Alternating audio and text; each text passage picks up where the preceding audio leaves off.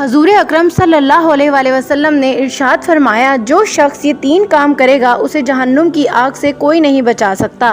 یہ 3 کام جہنم میں ایندھن کی طرح کام کریں گے۔ ناظرین، حدیث نبوی سے یہ بات ثابت ہے، جس نے ان 3 کاموں کو انجام دیا اس کی کسی صورت معافی نہیں، اور جو بات حدیث میں آ جائے وہ سچ ثابت ہوتی ہے، اس میں جھوٹ کی کوئی گنجائش نہیں ہے۔ السلام علیکم، رہنمائی چینل میں خوش آمدید۔ ویڈیو کو آخر تک دیکھیں، اور اگر ویڈیو پسند آئے تو لائک کرنا، شیئر کرنا اور چینل کو سبسکرائب کرنا ہرگز نہ بھولیں۔ وہ 3 کام کون سے ہیں؟ نمبر 1، وعدہ پورا نہ کرنا۔ نمبر 2، والدین کی نافرمانی کرنا۔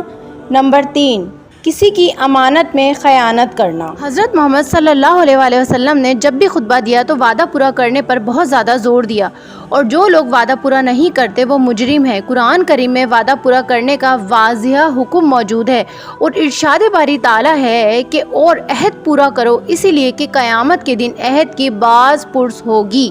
رہی بات امانت میں خیانت کی، تو فرمان مصطفیٰ ہے کہ جو شخص امانت دار نہیں اس کا کوئی دین نہیں۔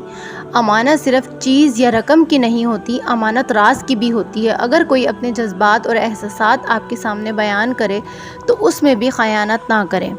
حضرت ابو ہریرہ سے روایت ہے کہ حضرت محمد صلی اللہ علیہ وسلم ایک مرتبہ ہم رسول میں خطبہ دینے کھڑے ہوئے تو آپ نے امانت میں خیانت کا ذکر فرمایا اور اس کے معاملے کو انتہائی سنگین فرمایا، اور کہا کہ میں تم میں سے قیامت کے دن اس حال میں کسی کو نہ پاؤں کہ اس کی گردن پر گھوڑا سوار ہو کر ہنہنا رہا ہو اور کہے کہ اے اللہ کے رسول، ہماری مدد کیجیے اور میں تمہارے لیے کچھ نہ کر سکوں، کیونکہ میں نے تمہیں حق سے آگاہ کر دیا تھا۔ اگر میرا کام اور میری محنت پسند آئی ہو تو ویڈیو کو لائک کریں، شیئر کریں، چینل کو سبسکرائب کر دیں اور بیل کو پریس کر دیں تاکہ آپ کو نوٹیفیکیشن مل سکے۔